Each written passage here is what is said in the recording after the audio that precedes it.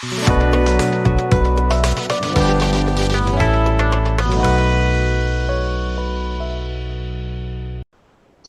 welcome everyone to another episode of Around the Block Talk. Today we have with us Mr. Farooq Chisty, and he's been a marketer in the industry for a while, and he's an industry veteran in the space of marketing. And currently he's working with Web3 firms and has moved into marketing for various Web3 firms. And it would be great to hear from you, Farooq, and then hand it over to you. Thank you. Okay. Hello, guys.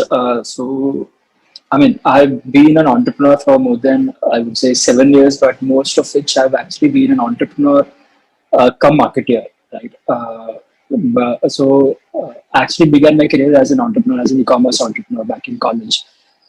So it was an online merchandise store. So back then, in 2014, Amazon, just came to India, and Flipkart did this Big Billion Day sale, and the e-commerce was the hava back then. So it was in boom, and I had to do something with it because I knew that I want to become an entrepreneur after what happened with Flipkart in India, because that was like the first typical startup in India. So I was really inspired by Sachin Bansal and Penny Bansal. So I started my journey, like I said, as an entrepreneur. I ran the store for 6 months. I sold the website for 3 lakhs INR to a local businessman who was supplying me the raw materials for that store. So I was basically selling merchandise, mugs, t-shirts, and all of that to universities and colleges across India. So that happened for quite a bit. I took those returns and I invested into an F&B startup. So I actually began running food kiosks inside the university. So my university campus had 40,000 students in it. So that happened for a while, and then I went into event management and PR. So I co-founded this particular company with my partner. So I was organizing a lot of events in college. Google Startup Weekend events, TEDx events, various stand-up musical and fusion musical events. So I was doing more of that, in the later half of my college. So once I passed out, I quit that company because it was so labor intensive, and and there were a lot of labor involved, and there was a lot of payroll to be put on, to be handled, and all of that. So I could not handle all that. Well, I was just 21. So if I was just 21, I had to handle a team of 20, of which 6 people were on actual payroll, and the rest were on incentives and all of that. But 6 people were on actual payroll. So, and so it was a burden on me. So I had to quit that in 6 months. That's when I, started working as a freelance consultant. So I did that for quite a bit, and after that, like I said, right. So I ventured into freelancing, like proper freelancing. I became a full-time freelancer in digital marketing. So I did that for 2 years. I was consulting for various startups as well. In fact, I even had a very short gig with Head Start Network Foundation, which is one of the early investors in Flipkart.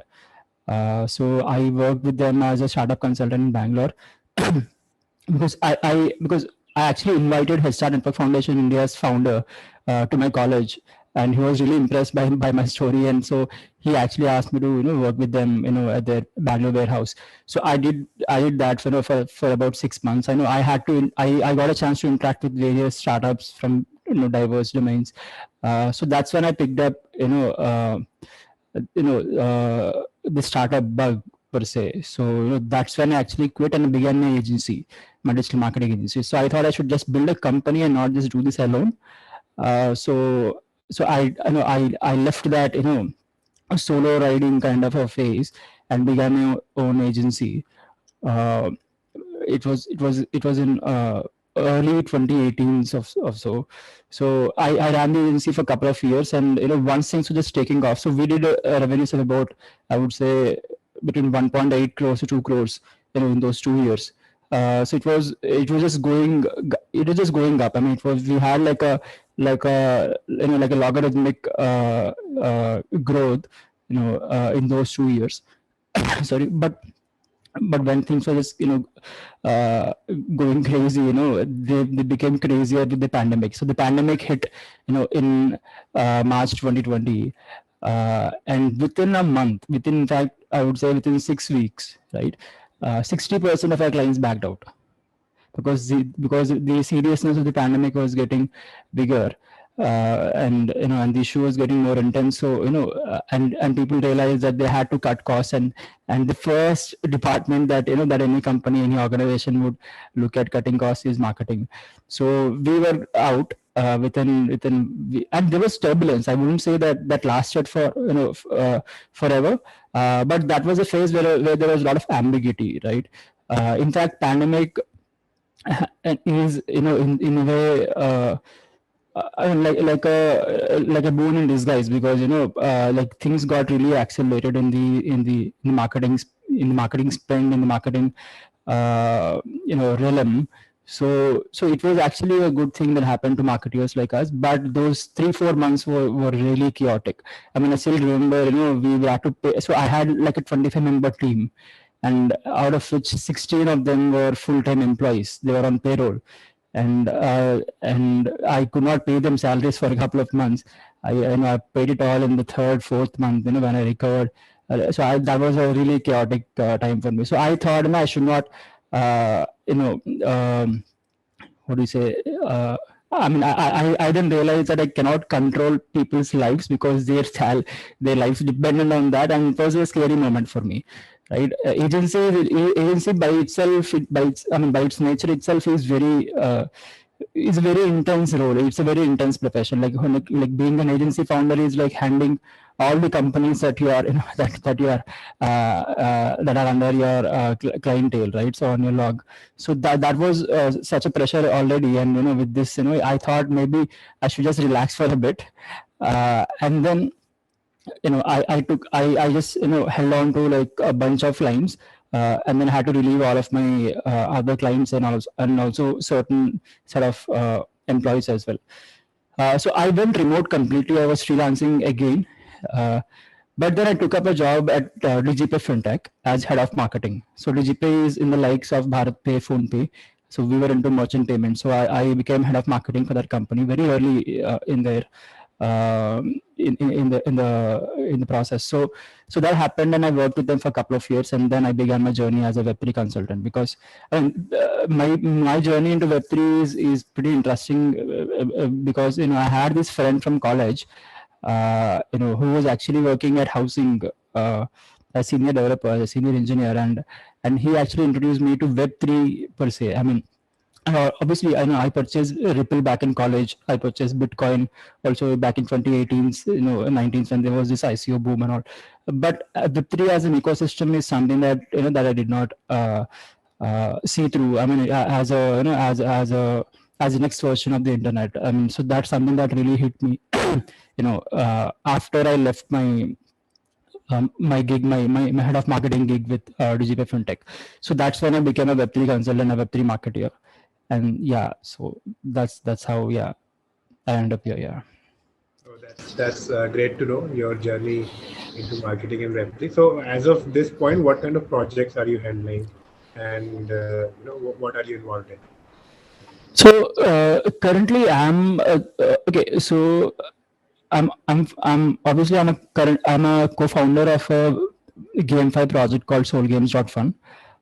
So I co-founded that project, with my developer friend from college. So we are currently on it, and we are funded. We are pre-seed funded with 150K USD from April Ventures and Mr. Adil Patel. So we've been working on this for the last 6 to 8 months, I would say, and we actually got a honorary mention in Solana India Hackathon as well, which was organized in 2019. Sorry, last year in November. So that was like a nirvana moment for us, and it was like a validation coming from the ecosystem. So it was like a high, and then we realized that we have to do this, and we took it up, and the last month itself we got funded. So that's where 80% of my time is going right now, to build that community and to build the product. Right. I'm a product guy. I mean, I'm more of a product marketer than than like a digital marketer who just operates in his own domain. So I actually like to involve with the product. So I'm working on that, and that's where 80% of my time is going on. Going into, and the rest is me consulting for a bunch of protocols in DeFi and in the DAO space. So there is this project called Penix DAO. It's from a really awesome couple from Germany. So they are building this DeFi protocol. It's a DAO. It's a DeFi DAO. So it's a treasury for pension funds on DeFi. So that's what they are into, and I've been working with them on creating this white paper. I've been engaging with the marketing teams across the globe. I mean, they have like a very extensive marketing team, and they also got funded. So I'm working with them. I'm also working with Trigon DAO. So Trigon DAO is a metaverse project. So it's basically, so they want to build the smartest virtual city on blockchain. So they want to build a society in the metaverse, and it's a very ambitious project. I mean, the white paper itself is about 200 pages, and it took me a lot of time to just process the information. And they are like bunch of engineers. I mean, they are like 40 engineers who left their jobs to build this thing, and it's such an ambitious project. I don't know if anybody else is doing it that way. So these guys are from various different countries, and and left their lucrative like 7-figure paying jobs, from Googles and Facebooks of India, of the world, sorry, to build this particular thing, and they're all putting in their own money. They're very, they're pretty new. They're just 6 months old and into the game. So I'm working with them closely as a consultant. So that's one. It's called Trigon DAO, TRAGN. And yeah, so Solgames is my own project, and there is this new product called Quadra. So Quadra is pretty interesting. I mean, it's Pokemon Go on blockchain. So I'm actually one of the co-founders of that particular product, but that product is pretty new. It's all too new. So that guy is from UCLA, California. So he's a kid. I mean, he's a 19-year-old kid, and I got in touch with him on Discord. So he showed me this particular product. He previewed it to me on how it works. Basically, so he airdrops adventurous locations on the planet, right? And people would have to go and fetch those, or rather, reach out to those particular locations and and flag their position. And based on which they get some token, and they can earn that particular adventure as an NFT, and that they could sell it on the marketplace. So it was more like Pokemon Go on blockchain, which is pretty interesting, because I thought it's going to work really well for adventurers, for travelers, for for that kind of community.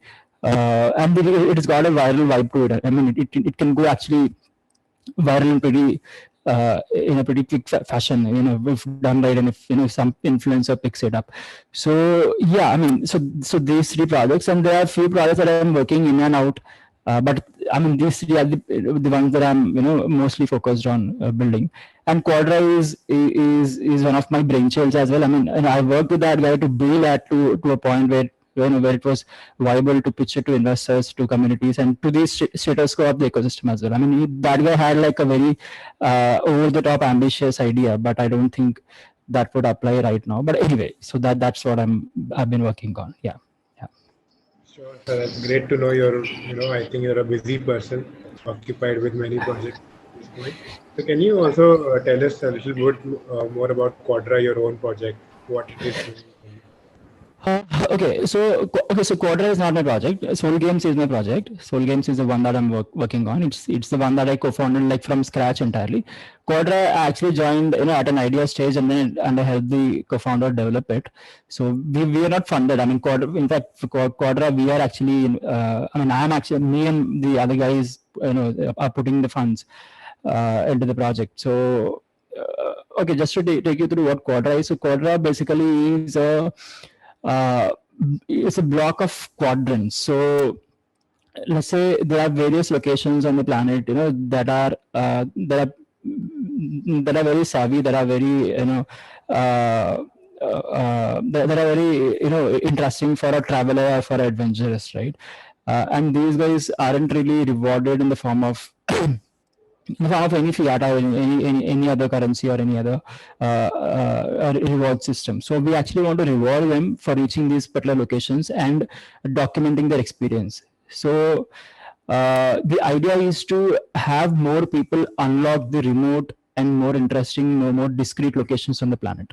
Right? We want to unlock these things, and we want to incentivize people to unlock these things, these locations. So that was the idea, basically. I mean, to unlock certain location. Let's say there is a very unique location in Grand Canyon, right? And nobody has actually documented that, or or put that on. And obviously, we could find images of them or whatever, maybe on Google Maps or whatever. But I think it was more about having human presence in that particular location, and and putting it on the blockchain, right? So that was the idea, and Quadra is basically a quadrant. So that particular quadrant is of a 10-meter into 10-meter area, right? And that particular area is called a quadrant. And whenever you reach a location, whenever you create a quadrant for yourself, you are creating a location of about 10 meters into 10 meters for yourself, which you could earn as NFT. On that particular location, that particular area would be an NFT, and it will be in your name. In fact, wherever that we are currently right now, even this could be our quadrant, and we could just punch our NFT, mint our NFT in the blockchain. So this is how it works. But obviously there won't be any demand for my particular Quadra where I am right now, because obviously it's not an adventurous or a remote place or a discrete adventurous place. So more the difficulty in reaching to that particular location, higher will be the value of the NFT and and the collectibles utility. So this is the idea of Quadra, and this is going to be like a pop culture. I mean, we are looking at it from a at it as a pop culture product. It is not like a serious like a we're gonna change Web3 kind of a product which everybody wants to do, but it is more like a fun fun app. It is more it wants to reach out to the Gen Zs and the late Gen Zs of the world.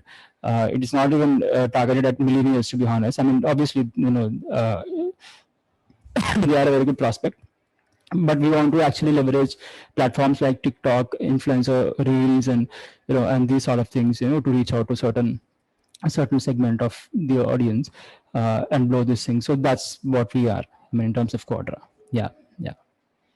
Sure. Yeah. Are you also at liberty to speak about your own project, or is it more of a step? Yeah, we can definitely speak. So yeah.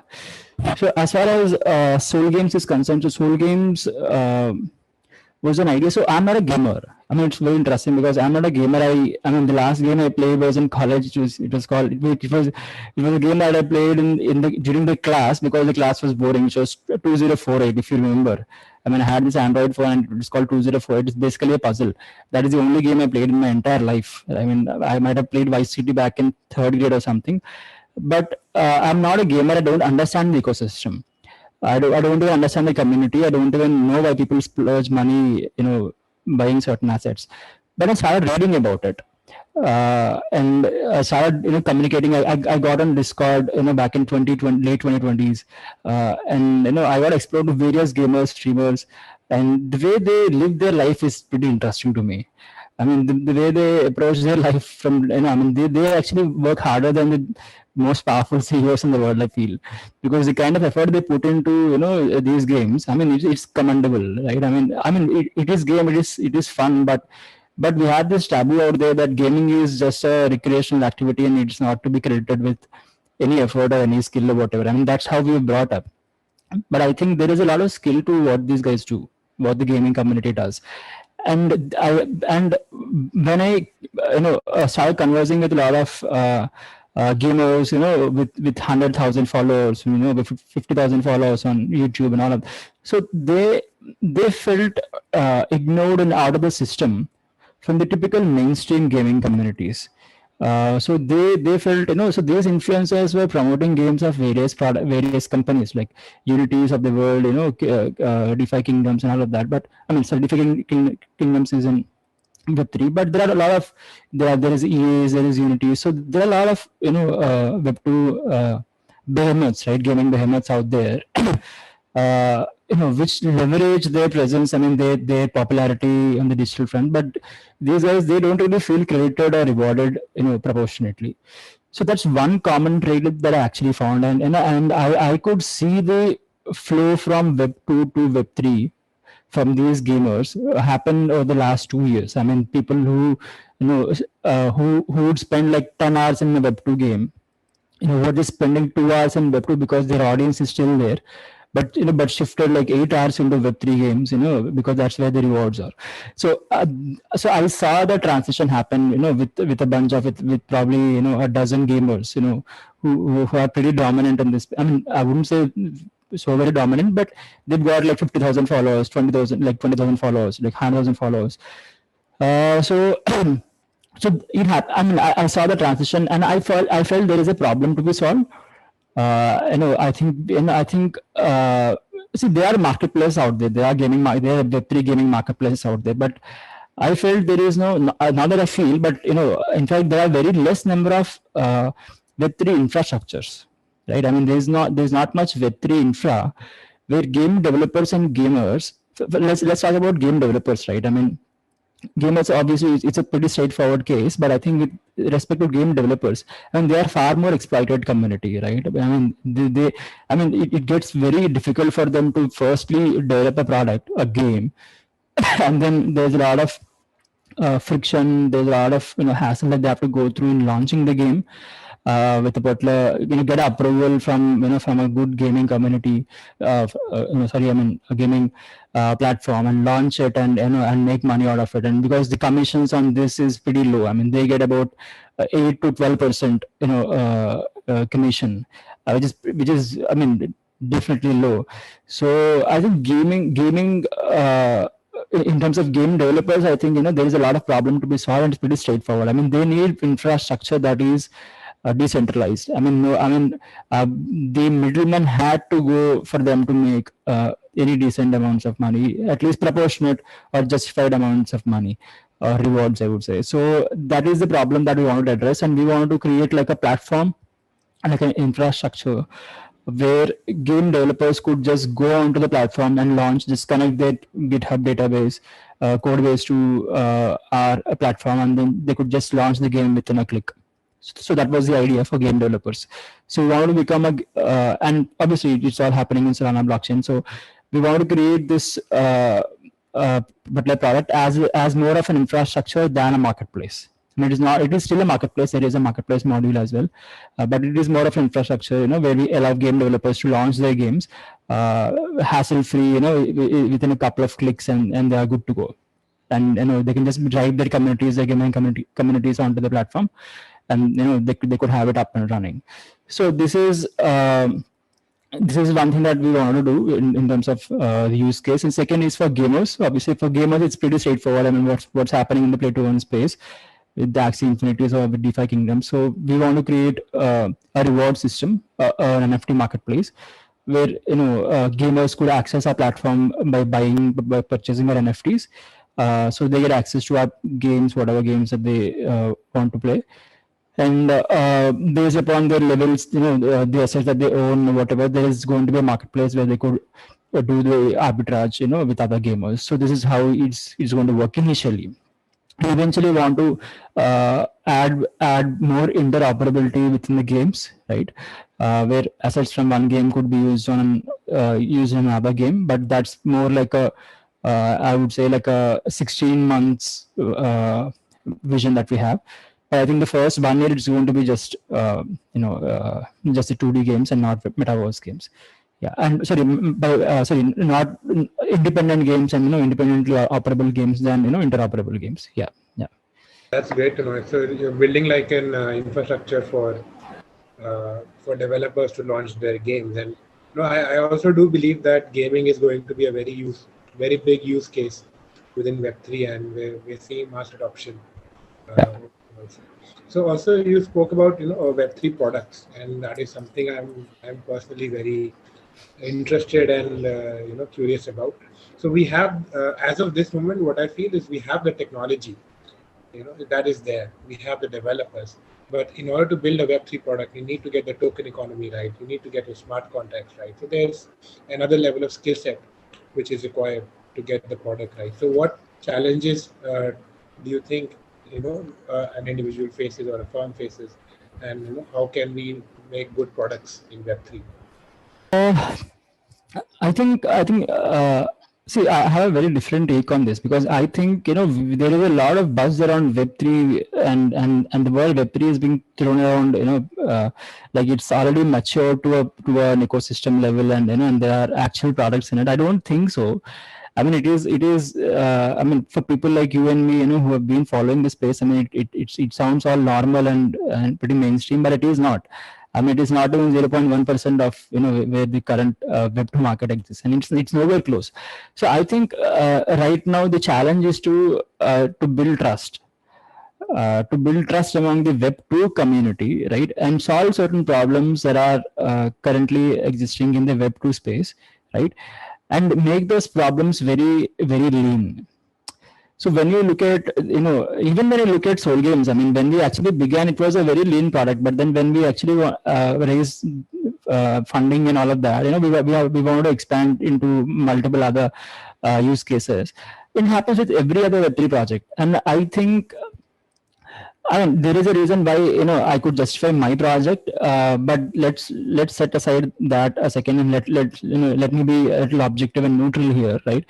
I think Web3 co-founders have to build lean products. They cannot build broad, pretty generic and ecosystem products as yet. I think they have to build, let's say, for example, if I were to just give an example in the Web2 space, I would say the way Paytm began their journey with a mobile recharge API, right? So I think you've got to build the Paytm of 2012 and not the Paytm of 2022. So because there is a lot of trust deficit, and there is a lot of uh, information deficit. I mean, so the information that's out there, it's all very opinionated, right? It's not filtered. It's not carved in stone, and there is no. And since it's decentralized, everybody has their own opinion about it.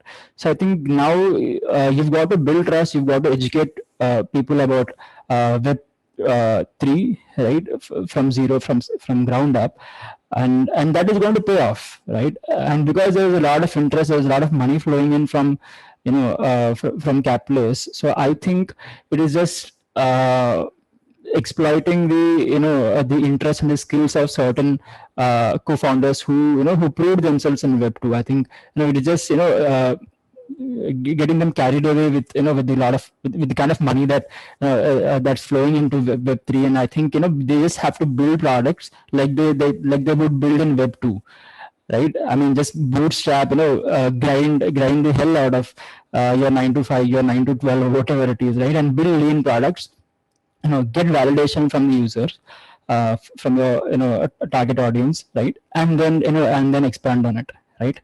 It's just because there's a lot of money, and you are skilled. And obviously, I mean, if you look at Web3 developers, I mean, these guys are skilled. I mean, these guys are not comparable to to the mid-level Web2 kind of developers. I mean, these guys know their shit, right?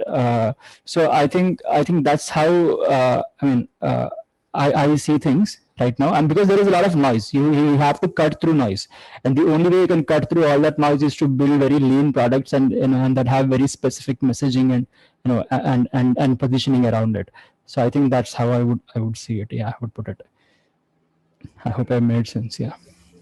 In order to build a product, you first get to the community, to the small segment of users who would be interested for that, and eventually expand rather than building broad generic products. So, yeah. As you also rightly mentioned, there are certain barriers to adoption, both technologically, both information-wise, also regulatory and legal. So, what barriers do you see, what challenges do you see, and how do you think those can be overcome? So, I see in terms of challenges, right? I mean, in terms of challenges that you see. So I think we've got to figure out the marketing, the distribution channels. I think, I mean, from the product end, I think the technology will just come through, and there'll be enough information, there'll be enough. I mean, the technology is good. I mean, the developmental side of Web3 is going to be fine, just fine, right? Because it's all independent, it's all intra.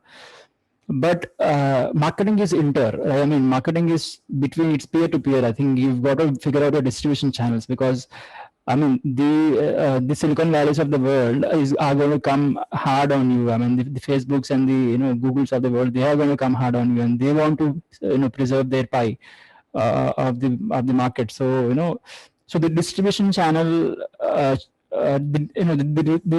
distribution is going to get very difficult for your products. So for that, I think the challenge would be to build loyal communities. I think that would, and that's because I'm a marketer. I would see it from a marketing angle. Maybe a developer could have his own point of view, but I think for Web3 products to sustain, or at least break through the initial barriers of entry, right, and to make it easier for for a product to find that initial validation, I think it's about building loyal communities first, right, based on your use case. So that is currently, because like I said, I mean, currently the communities are built on Telegram, Twitter, and Discord, and there is a lot of noise. I mean, there is a whole new segment on Twitter called Crypto Twitter. So I mean, from that you could imagine. So there is a lot of noise that you have to cut through, and to build a loyal community who is not just there for that giveaway, or for that 1 SOL or 100 SOL giveaway, and actually there for your product and your use case, and want to be involved and be your customer for long term. I think that is going to be the challenge.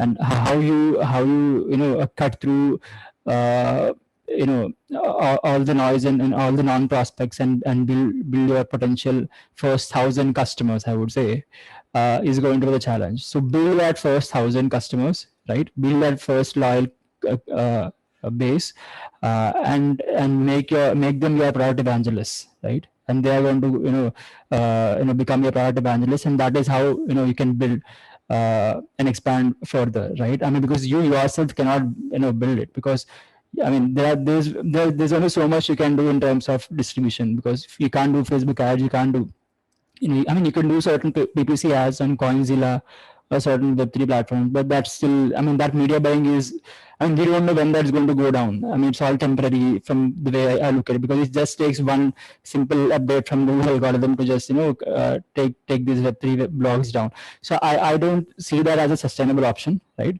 You've got to build communities. I mean, you've got to build these communities as soon as you can. Like it's already happened. I mean, like the downfall is already happening. It's in your face.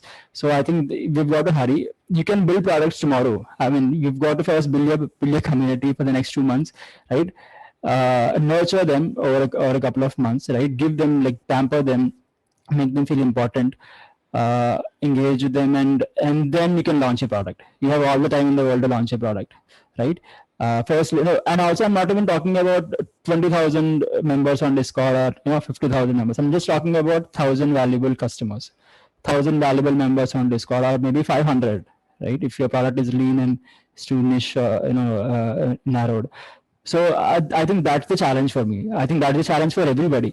I'll just give you an interesting event here that happened yesterday. So I was having a conversation with this particular Metaverse project co-founder. So the kind of team that they had, right? I mean, these guys are engineers, and the kind of things that they were talking about in terms of technology and the technical aspect of things.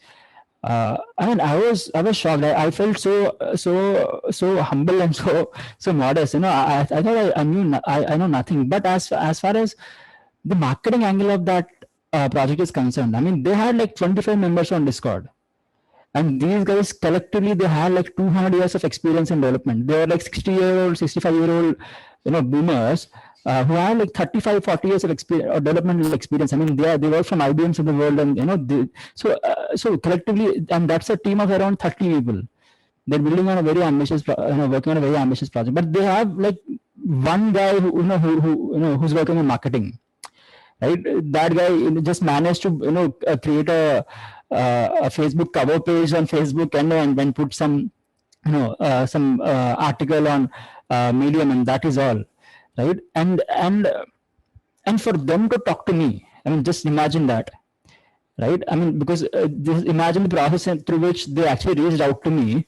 Because see, if that were to happen, then it means that they haven't gotten their marketing figured, the distribution figured, and they are technically like highly qualified people.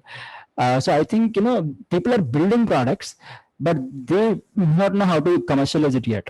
And like 25 members on Discord, which is not even their entire team, right? I was just auditing the project, and they were non-existent. And the kind of skills, I mean, you could just sell their skills for like $20 million, I would say. Right. So but so that was a surprise for, and it's been happening for me quite a lot over the last 3-4 months. I mean, these engineers, these developers, they're highly qualified. They have like 10 years of experience working in the in the biggest company in the world. But when it comes to distribution, they I mean, they are completely alien and strange to it. So yeah, yeah. That's very true. Even I'm coming from a business and marketing background. So also, so your advice, what is your advice for a Web3 founder? What are the steps? As you mentioned, build a community, product, and then what are the steps involved if someone has to start a Web3 company? Okay. See, firstly, I don't want to sound arrogant and too well informed here, because I am myself a very early stage co-founder. But I'll just take you through my minimal experience that I've had with building this particular product. So I think Web3 is such a unique place where the customer segment is more interested than the builder segment. I mean, they want to somehow engage, I mean, at least in terms of ratio, if you were to compare this to Web2, right? I mean, the barrier of entry for a Web3 project, for a Web3 customer, right, is way too low. Because, if somebody who doesn't understand Web3 would obviously not be on those Discord channels or engage with these products. So he understands certain basic know-how of Web3. So my point is, right, so the Web3 customer community is actually inclined towards experimenting or getting their hands dirty with using these products, right? They actually want to do it, right? At least in relatively more than your Web2 products or Web2 customers, to their Web2 products. So that is something that we have to value so very much. I think you've got to value their attention, because they are willing to give you that attention. They want to try your project. They want to get onto your whitelist. They want to give you a beta or try. So I think that is something that I found as a big difference, right? I mean, customers in Web3 are more welcoming of new features, and they also believe in the philosophy of Web3. That's really unique. I mean, if there is one thing that could bring people together, it's idea, right? It's some idea, and there is one idea. If I were to just talk about Web3, it's decentralization, it's democracy on the blockchain. I mean, so that and everybody is knit together with that idea, and Web2, it's all over the place. I mean, it's been there for the last 2-3 decades, but in Web2, it's obviously all over the place. But in Web3, it's pretty narrow, and it's pretty straightforward, right? In what we want to do. So I think first, for a Web3 co-founder or for a Web3 creator, I would say value the attention that you are getting, from your Web3 community, from your loyal customers. Value that, right? Because if you don't value it, he's just going to switch his attention, and that's going to cost a lot. Because if you cannot retain him and build that stickiness on the platform, I think you'll have a hard time acquiring users from other platforms. You've got to value that attention, and don't take them for granted. I mean, this is more like a generic sort of an advice, but I think I made that mistake myself. Right, I made that mistake, where I actually built a community on Discord to up to 1,000 members, and then there was not much engagement, and I had to lose them. I had to lose like 60% of them, right, over a period of 2-3 months. So it was a mistake from my end, and I actually, this particular mistake resonated with other creators as well when I conversed with them. So I think value that. Second, build a community first, right? Just have a landing page, like have a light paper. Don't throw so much of jargon onto your white paper. Just create a very simple white paper, that could resonate with an average internet user. I wouldn't even say Web3 user, right? Just an average internet user should be able to process that information, have a light paper, right? Get some validation, just throw this pitch deck around, sorry, this light paper around, and just get some validation. Because the third step would be to get validation before you build anything, right? Get some validation from from certain stakeholders in the ecosystem, and that is going to just boost your boost your morale, and it's going to have a huge impact on your product development process as well, right? Because without which you just be shooting in the dark, right? I mean, I'm not saying that you have to process and believe every advice or every suggestion that you get from other creators or other stakeholders, but having that at the back of your head is definitely going to prepare you for for various outcomes, right? Just believing in your product and having that gut and just going with your ego, I mean, I don't think it's because there is not much validation in there's not much trust in the Web3 space, right? When there is no trust, people are not going to fall through so quickly, right? So you've got to you've got to have all your options in place, right? So having that kind of validation from from certain stakeholders that are relevant to that particular product space is very important before you build anything, I believe. And people can still go and build something really unique. See, if you want to build another Aave or a Compound or a Harmony, I mean, nobody can stop you because there's already validation out there. But if you want to build like a 1% of Harmony and maybe just create like a value prop that's very unique to that platform, maybe that's a different. So that's where I'm coming from. I'm not talking about creating generic DeFi protocols. So that's this again. And third, I think is to okay. So this might sound a little unique and unique from the way things have been going on in the tokenization space. I think you can take a little more risk in valuing your token, right? I think the way people have been valuing the token, I think, see, I understand where they're coming from. There's a lot of, so we are at the peak of, I mean, we are not obviously saturated in the token market, but I think co-founders are a little skeptical in valuing the tokens, right? I think if you have a quality product, if you think you've built a very quality product where you have a head start over other players in that particular space, I think you can value it appropriately, right? You need not be conservative in terms of how you value your products, and you need not give away your stake, your stake for certain liquidity, bootstrapping events or whatever. So I think you can avoid those things, because I mean, there's so much money, and I understand where these developers are coming from. I mean, they're getting like mid six-figure salaries, and they have been exploited pretty badly in the Web2 space. So now when they see this kind of money, I mean, they want to do anything and everything possible to sell their self. So they're literally selling their self, right? So I think you could avoid that. I mean, you could just hold on to it, for a couple of years, or maybe at least a year, right? Just because you're skilled and you can make a 200% jump in your salary or your income, doesn't mean you have to just give it out. Give it all out and at a very lesser valuations, and at lesser value per se, right? I think it's, so I think having a business person next to you is going to make so much sense, right? Because Web3 is a developer driven economy, and there's a lot of interest from the developer community, but but in terms of business and marketeers, I mean, they are not yet there to guide these technical co-founders. So I think you've got to have a marketing or a business person to tell you, "Ki boss, we will come through eventually, but let's just just hold our cards to ourselves, and let's see how this is going to pan out, and believe in our product, right? Let's not go after money, because see, if you have that community and if you have that initial customer base, I mean, people are going to pay crazy. So you just have to hold on to your product for a while, right? Before you do a lot of bootstrapping events, and just splurge money, and undervalue yourself, and and commit to over delivery,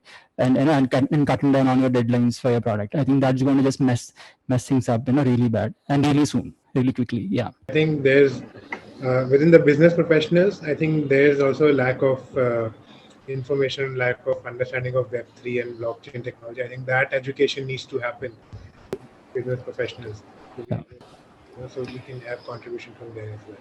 So also let's finally, what do you see uh, an opportunity for India or Indians in the space of Web3, and where do you see how is the nation going to contribute? That's a pretty big question, but if I were to just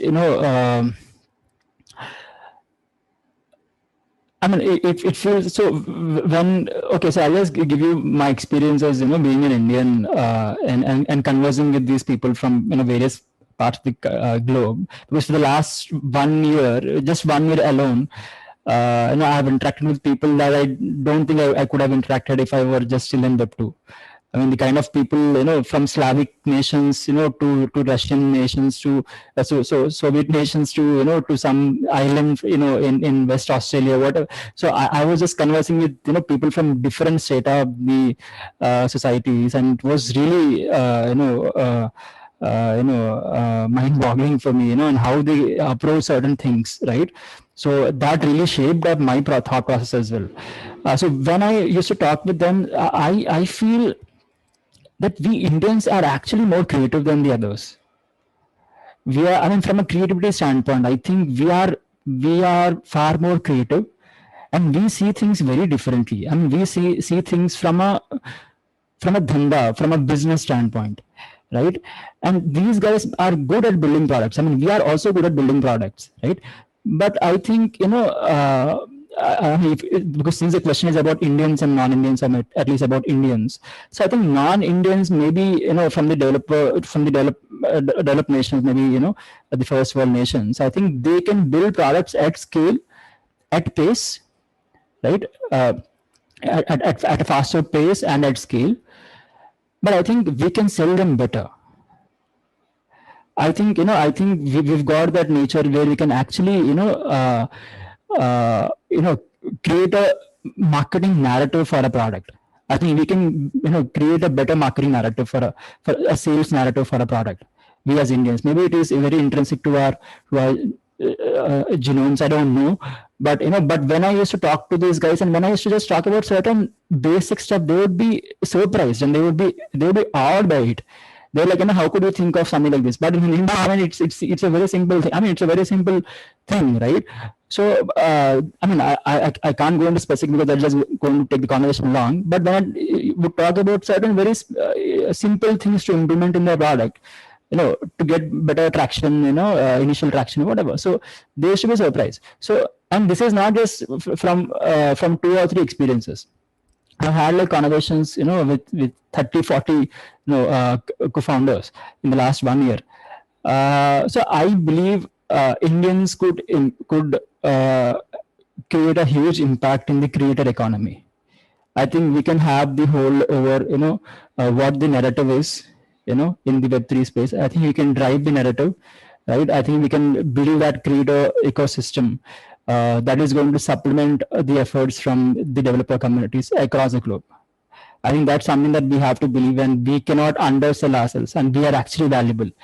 And people don't know it. I mean, we actually, and we are from a developing nation, so and we want to play it safe all the time. So we Indians, we cannot take that risk. Yeah, so that's one aspect. I mean, we are very risk deficient nation, right? We do not like to take risk. So if you just take that risk, and if you believe that that you are not going to die of hunger, right? If that's the case, that you can remove from your thought process, then you can do anything. I mean, you can actually drive the ecosystem. And I think we as Indians, we have a huge role to play in terms of Web3, because we are far more creative than the others. We undervalue our selling skills, and I think it's better that you like anybody who wants to get into Web3, especially non-techies, right? Just get onto it. Just talk to these. Get onto Discord. Just talk to these creators, these co-founders, right? Explain your ideas. Create certain pitch decks for them, right? And they'll respond to you magically. they'll onboard you, they'll even pay you like in early six figures, and I'm pretty sure people would be surprised, when this happens to them. And they're just yet to explore this. I mean, so they are a little skeptical because the information is not fully processed, and I would say, yeah, and on a platter, it's all over the place, and you've got to put that effort to bring everything together. So that's where, we guys are a little lazy and slacked off. But I think when that happens, when you go beyond that initial latency, right, the plateau of latency, I think you'll definitely see the potential. So I think, yeah, so yeah, I thought I made sense. Yeah. Sure, Farooq, and thank you for that very informative and interesting talk. I think you're deep into Web3 as of this point. You've explored several things, so it was great to hear from you. So I'll just